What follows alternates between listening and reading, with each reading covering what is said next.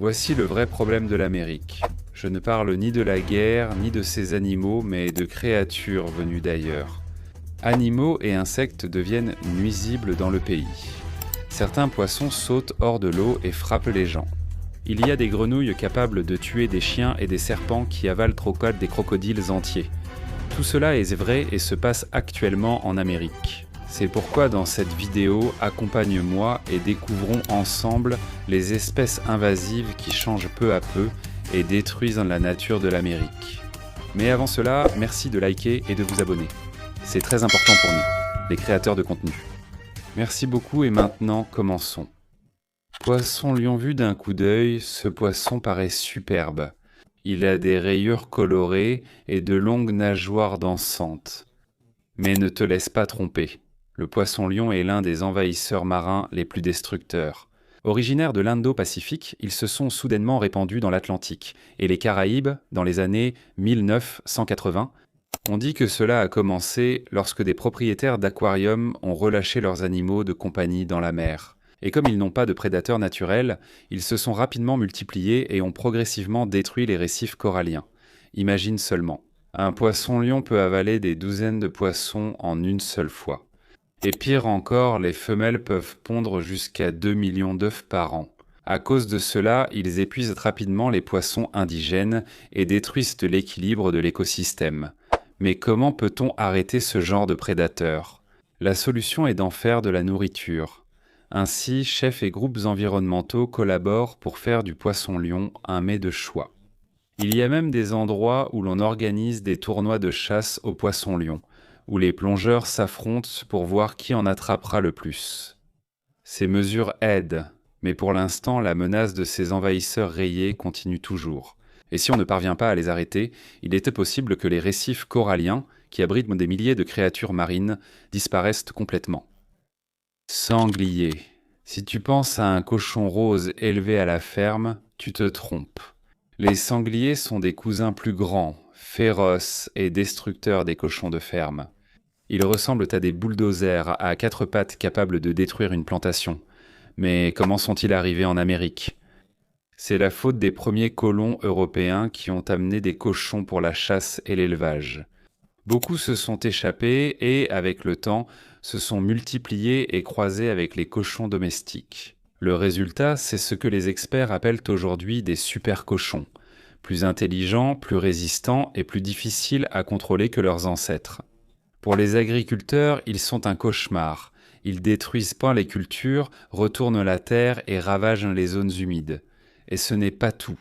Ils transmettent aussi des maladies pouvant infecter animaux domestiques et humains. Les dégâts s'élèvent à des milliards de dollars annuels, et leur nombre augmente. Quelle solution adopter ? L'une des principales méthodes est la chasse intensive. Au Texas, ce n'est pas seulement un passe-temps, c'est toute une culture. Des festivals et programmes offrent une prime en argent pour chaque sanglier abattu. Certains utilisent même des hélicoptères et des caméras thermiques pour localiser et abattre plus facilement ces animaux depuis les airs. Il existe aussi de grandes cages-pièges conçues pour capturer tout un groupe de sangliers en une seule fois. Mais ces animaux sont très intelligents. Ils apprennent à éviter les pièges, ce qui rend leur éradication presque impossible. À ce jour, la guerre contre ces sangliers féroces continue toujours. Bien que leur propagation ait ralenti grâce à la chasse et au piégeage, ils n'ont pas l'intention de reculer. La lutte contre les sangliers sauvages reste l'un des affrontements les plus intenses de la faune américaine et n'est pas terminée. Escargots géants d'Afrique. Si tu penses que les escargots sont lents et ne font rien d'autre que ramper, tu te trompes. L'escargot géant d'Afrique est comme un monstre dans le monde des mollusques. Il est énorme, vorace et extrêmement dangereux. Il peut mesurer jusqu'à 20 cm, soit plus qu'une main humaine. Vu d'abord en Floride, il est depuis un cauchemar pour les agriculteurs. Il mange des centaines de plantes, légumes, fruits, même l'écorce des arbres. Non seulement les cultures sont touchées, il transporte également un parasite qui peut provoquer une méningite chez l'homme. Comment peux-tu arrêter une invasion lente mais continue ? L'une des méthodes les plus inhabituelles consiste à utiliser des chiens spécialement entraînés. Oui, des chiens dressés pour détecter et localiser les escargots cachés. C'est comme un jeu de cache-cache à enjeu élevé. Mais ici, le perdant est une créature capable de détruire, de ravager tout un écosystème et de menacer la santé humaine. Outre les chiens, des quarantaines et des campagnes incitent le public à signaler toute bave inhabituelle immédiatement. Dans certaines communautés, les jardins sont inspectés pour vérifier l'absence d'escargots géants. Ces mesures ralentissent leur propagation, mais la lutte continue. Ils avancent lentement. Sinon, leurs effets deviennent incontrôlables et causent des dégâts. C'est pourquoi chaque chien, chaque scientifique et chaque citoyen vigilant a un rôle important à jouer pour empêcher leur invasion. Moules zébrées. Elles sont petites, mais ne te laisse pas tromper. Les moules zébrées sont de petites créatures qui causent d'énormes problèmes. Elles viennent d'Europe de l'Est et sont arrivées en Amérique à cause de l'eau de ballast des cargos. Et une fois arrivées dans les grands lacs, le calvaire a commencé. Elles se reproduisent extrêmement vite et s'accrochent partout. Sur les bateaux, les quais, les tuyaux d'eau et même sur d'autres animaux. À cause de leur nombre, elles ont provoqué une catastrophe écologique et économique. L'un des plus grands problèmes est qu'elles consomment énormément de plancton. Cela prive les poissons indigènes et d'autres formes de vie aquatique de nourriture. Ce n'est pas seulement l'environnement qui est touché. Leur quantité provoque leur accumulation dans les tuyaux et équipements.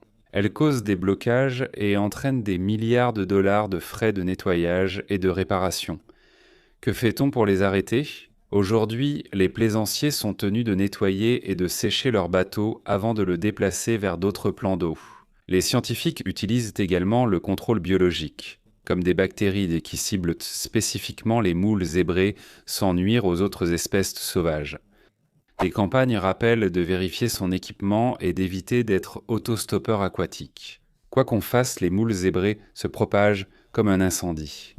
Jusqu'ici, elles montrent que les envahisseurs les plus dangereux ne sont pas toujours les plus grands, mais souvent ceux qu'on ne remarque que trop tard. Crapaud-buffle. Imagine une créature tellement toxique que même le simple contact avec sa langue peut tuer un animal comme un chien. Voici le crapaud-buffle, l'un des envahisseurs les plus connus de Floride. Il sécrète un poison mortel pour les animaux et cause de graves dégâts environnementaux. Ils viennent d'Amérique centrale et d'Amérique du Sud, mais ils ont été introduits dans d'autres pays comme l'Australie et la Floride pour contrôler les nuisibles dans les plantations. Le problème, c'est qu'ils n'ont pas seulement mangé les nuisibles, ils ont tout dévoré, se multiplient vite et menacent les espèces locales. Et ils mettent en danger les animaux qui essaient de les manger. Ce ne sont pas de simples grenouilles. Le crapaud-buffle a une glande derrière la tête qui libère un poison blanc épais lorsqu'il se sent menacé. Si un chien ou un chat inhale ou ingère ce poison, il peut en mourir. Chez l'homme, cela provoque de forts vertiges et des maladies. Alors que font les gens ? En Floride, ce sont les résidents eux-mêmes qui agissent. Des patrouilles communautaires sortent chaque nuit avec des lampes pour capturer les crapauds-buffles qui sont ensuite euthanasiés humainement. Pour qu'ils ne puissent non plus causer de dégâts, il y a aussi des endroits qui installent des clôtures anti-crapauds. Et les chercheurs essaient des pièges à phéromones pour attirer et capturer ces crapauds avant qu'ils ne pondent leurs œufs. Cependant, leur reproduction rapide rend leur éradication presque impossible. Pour l'instant, la lutte consiste à contrôler et à réduire leur nombre, pas à les éradiquer totalement. Et tant que cette lutte continue, les crapauds-buffles restent présents, comme l'un des poisons naturels les plus puissants d'Amérique. Fourmis de feu. Imagine que tu marches pieds nus dans l'herbe par une journée chaude, puis soudainement, tu te fais piquer à plusieurs reprises. Ça brûle et ta peau semble en feu. Voilà les fourmis de feu. Petites mais courageuses, elles envahissent l'Amérique. Elles viennent d'Amérique du Sud et sont arrivées pour la première fois aux États-Unis, dans les années 1930 à bord de cargaisons. Elles se sont depuis répandues rapidement, formant de vastes colonies souterraines et attaquant tout sur leur passage. Elles causent plus que des démangeaisons. Les morsures et piqûres de fourmis de feu provoquent des boutons très douloureux. Et chez certaines personnes, cela peut même provoquer une réaction allergique grave et mortelle. Et les humains ne sont pas les seules victimes. Même les animaux de compagnie sont touchés par leur reproduction agressive, ce qui pose aussi de gros problèmes aux agriculteurs. Elles détruisent les cultures, entrent dans les maisons et attaquent donc même les animaux nouveau-nés à la ferme. On estime que les fourmis de feu ont déjà causé des pertes de milliards de dollars à l'agriculture et aux infrastructures. Alors que fait-on contre elles? Une solution originale est d'utiliser des mouches parasites, qui pondent leurs œufs sur le corps des fourmis de feu. Après l'éclosion, la larve dévore la fourmi de l'intérieur jusqu'à détacher sa tête, comme dans un film d'horreur. Mais c'est une méthode efficace pour réduire leur nombre. En plus de cela, on utilise aussi des pièges à appât, des insecticides, et même de l'eau bouillante pour éliminer les colonies. Les fourmis de feu survivent efficacement. Lors d'une inondation, elles forment un radeau vivant en se regroupant et flottent ainsi sur l'eau. Elles cherchent sans cesse un nouvel endroit à envahir, ce qui fait des fourmis de feu l'un des adversaires les plus redoutables. Elles sont petites, mais leurs dégâts équivalent à une guerre contre la nature. Étourneau sansonnet européen, une créature nuisible et dangereuse. En 1819, un riche admirateur de Shakespeare a eu une idée. Il voulait relâcher dans Central Park tous les oiseaux mentionnés dans les pièces du poète.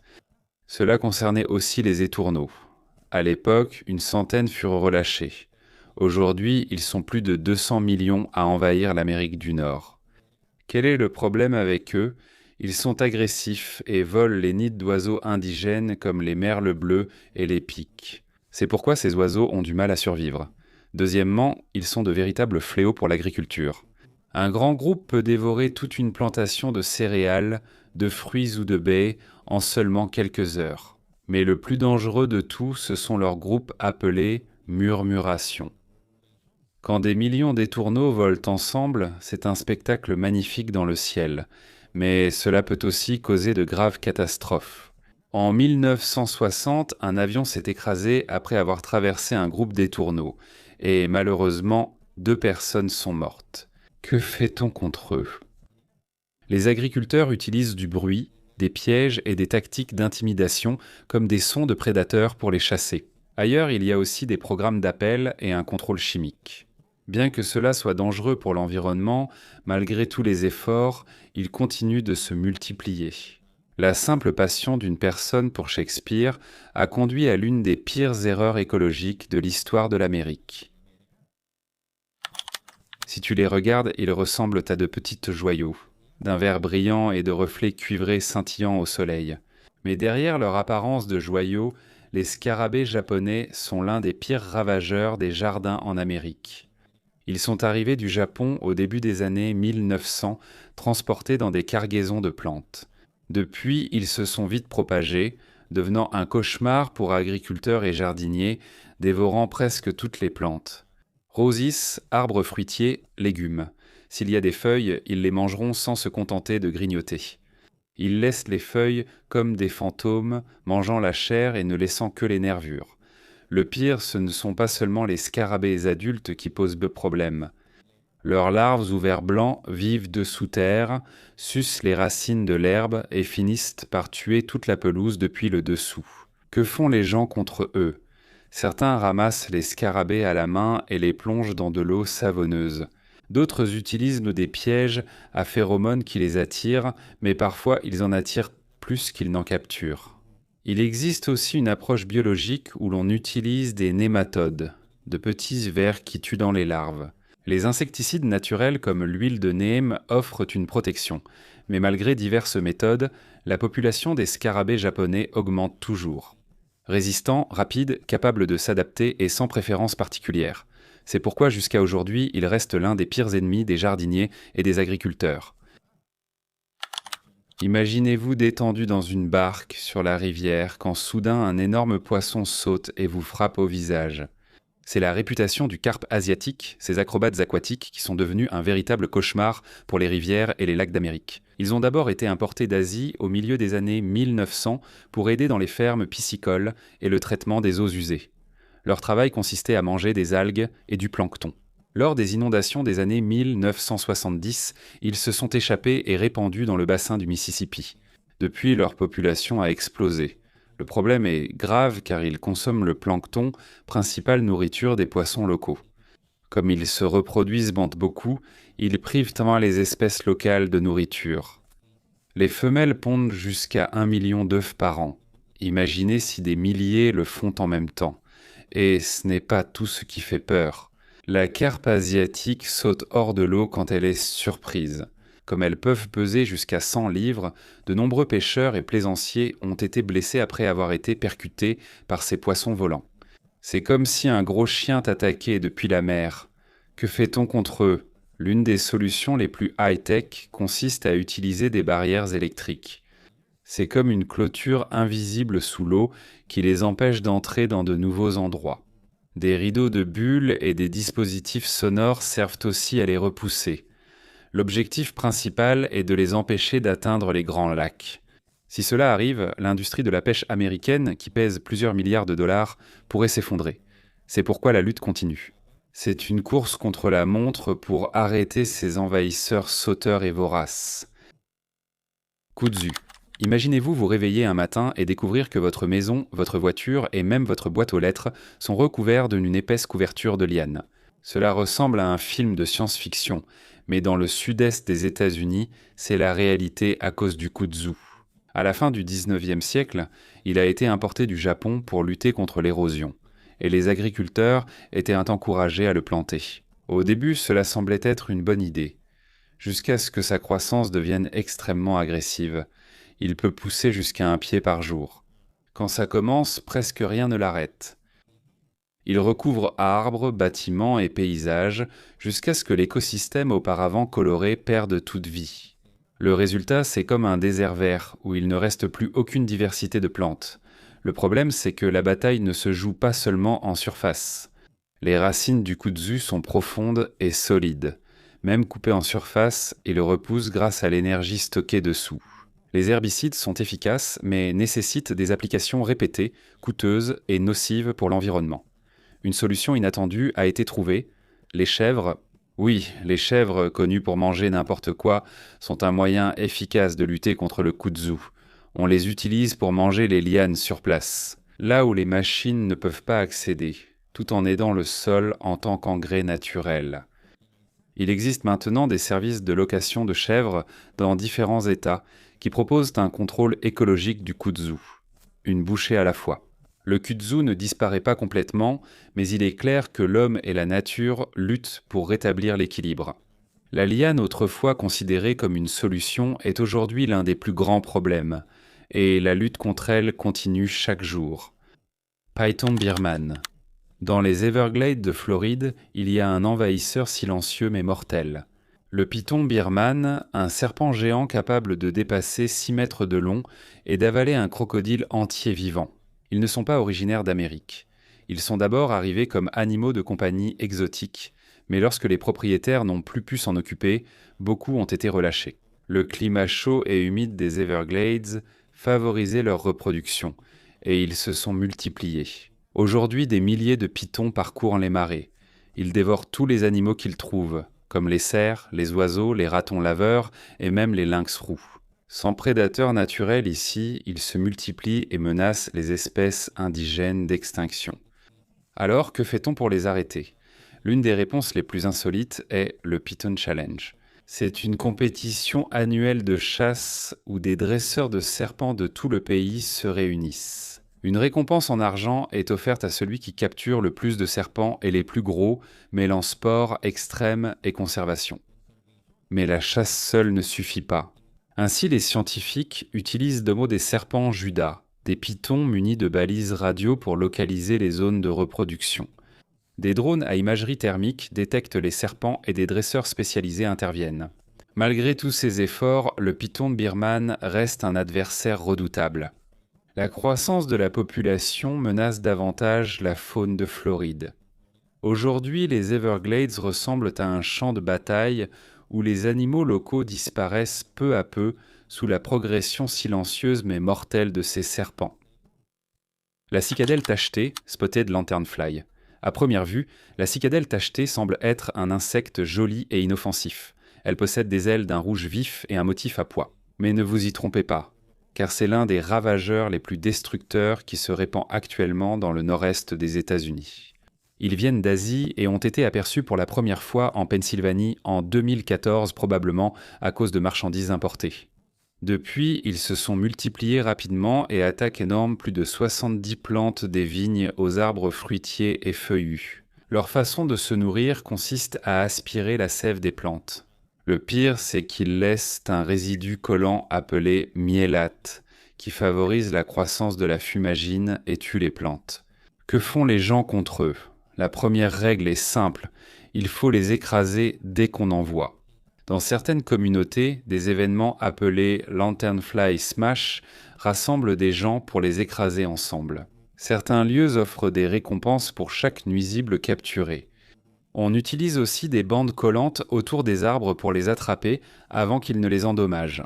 Cependant, il faut les utiliser avec précaution car oiseaux et insectes utiles peuvent aussi être piégés. Du côté scientifique, on essaie d'utiliser des prédateurs naturels comme les guêpes parasites pour lutter contre leur reproduction rapide. Malgré toutes ces mesures, la propagation de l'araignée continue. Chaque année, leur territoire s'étend et cause d'énormes dégâts à l'agriculture et aux forêts. La question est de savoir s'il est encore possible de les arrêter avant de perdre tout contrôle sur la nature. Le ragondin. Si tu le regardes, il ressemble à un mélange de rat et de castor. Mais le ragondin est l'un des plus grands problèmes des zones humides en Amérique. Ce sont de gros rongeurs semi-aquatiques qui mangent sans cesse et peuvent transformer un marais verdoyant en champ de boue. Le ragondin, introduit aux États-Unis au XXe siècle pour sa fourrure, paraissait d'abord inoffensif. Quand la demande de fourrure a chuté, des milliers ont été relâchés, débutant ainsi leur calvaire. Progressivement, ils ont envahi la Louisiane, le Texas et d'autres régions, se multipliant vite. Ils mangent plus que des plantes. Ils détruisent tout l'écosystème. Ils mangent les plantes qui empêchent l'érosion côtière. C'est pourquoi les côtes et les habitats de nombreux animaux s'effondrent peu à peu. Et ce n'est pas tout. Ils aiment aussi creuser dans les digues et les berges des rivières. Ils affaiblissent les structures de contrôle des inondations essentielles pour les communautés. Que fait-on pour les arrêter? En Louisiane, il existe un programme de primes où les chasseurs sont payés pour chaque queue de ragondin qu'ils rapportent. Certains chefs encouragent la consommation du ragondin. Des recettes proposent d'utiliser le ragondin en gumbo ou tacos, offrant une alternative alimentaire et un moyen de contrôle. Mais quoi qu'on fasse, ils continuent de se reproduire rapidement. C'est pourquoi il est presque impossible de les éradiquer complètement. La lutte contre le ragondin continue, que ce soit par la chasse, le piégeage ou même en cuisine. Une chose est claire, il faut les arrêter pour sauver les zones humides d'Amérique. Poisson à tête de serpent du Nord. Imaginez pêcher dans votre lac préféré et attraper un poisson digne d'un film d'horreur. Il a un corps allongé, des dents acérées et il peut marcher sur la terre ferme. Voilà le poisson à tête de serpent du Nord. C'est l'un des poissons les plus mortels et envahissants de l'histoire américaine. Ils ont été découverts au Maryland en 2002, jetés par des propriétaires d'aquariums ou issus des marchés aux poissons. Ils se sont vite répandus dans les rivières et lacs. Ce sont des prédateurs de sommet qui se nourrissent de petits poissons, grenouilles, crustacés et parfois d'autres snakeheads. Le plus dangereux, c'est qu'ils peuvent survivre plusieurs jours hors de l'eau. Comme ils respirent de l'air, ils peuvent marcher sur terre pour rejoindre un autre lac ou une rivière. Et comme ils n'ont pas de prédateurs naturels en Amérique, rien n'empêche leur prolifération. Il y a même certains États qui organisent maintenant des tournois de pêche au snakehead. Il y a un prix pour le plus gros et pour celui qui en attrape le plus. Des restaurants servent le snakehead comme délicatesse pour en limiter le nombre.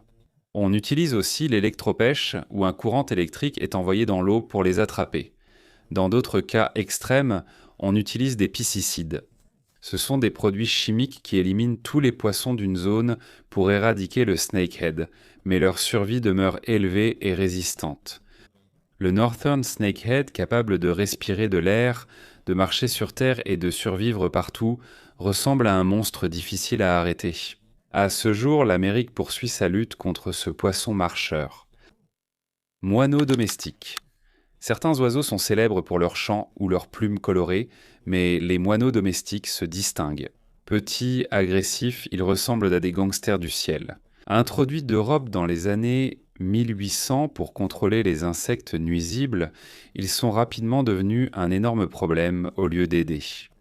Non seulement ils volent à la nourriture des oiseaux indigènes, mais ils prennent aussi leur nid, et parfois ils tuent même les propriétaires d'origine. Les populations de bluebird swallows et d'autres espèces indigènes ont fortement diminué à cause d'eux.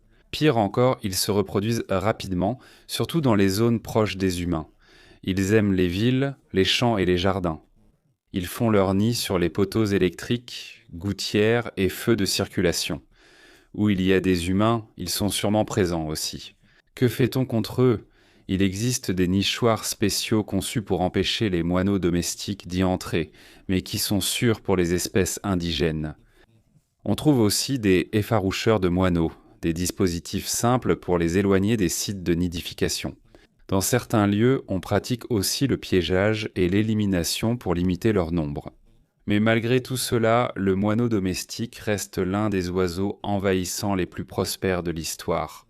Grâce à leur capacité d'adaptation et de reproduction, il semble qu'ils resteront une partie du paysage nord-américain, que cela nous plaise ou non. Les fourmis argentines. La plupart des fourmis ont de petites colonies et leur propre territoire, mais les fourmis argentines sont d'un autre genre. Elles forment d'énormes supercolonies qui ressemblent à un seul organisme géant. Elles sont venues d'Amérique du Sud à la fin des années 1800 sur des navires marchands. Une fois en Amérique, elles se sont vite répandues. Contrairement à d'autres fourmis qui se battent en temps pour le territoire, les fourmis argentines coopèrent entre elles. Ainsi, leur colonie devient plus grande et plus forte.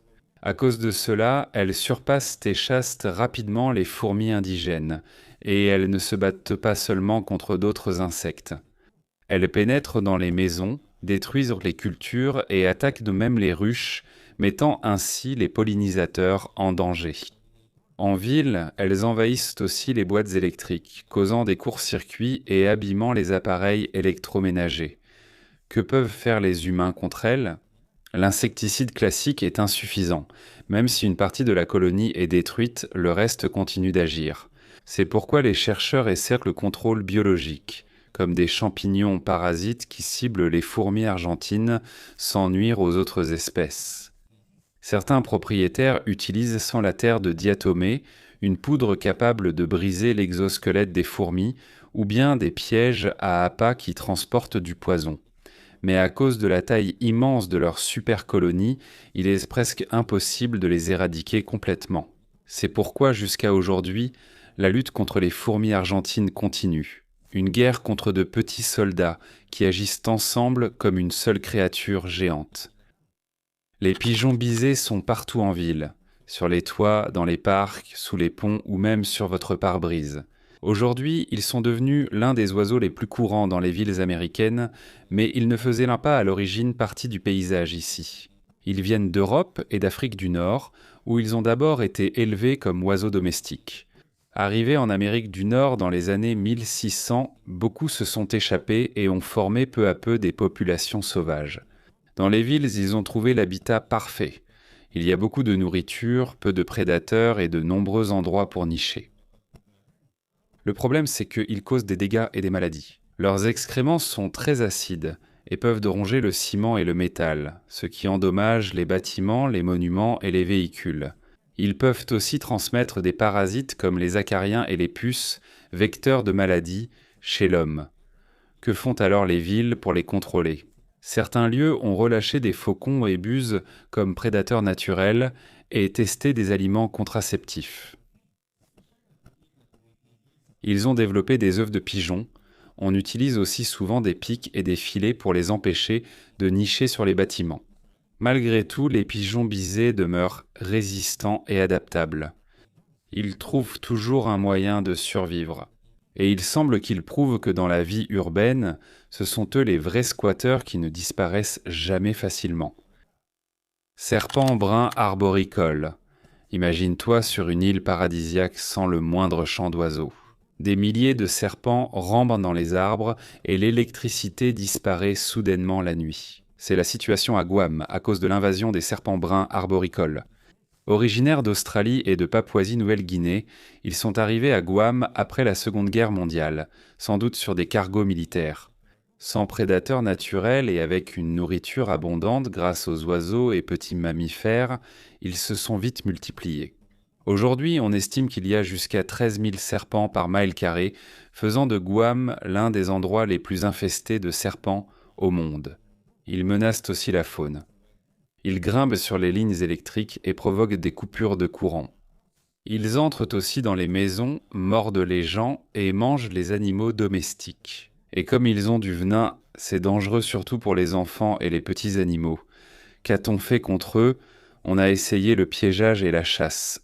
Mais l'une des solutions les plus efficaces fut le largage aérien de rats empoisonnés.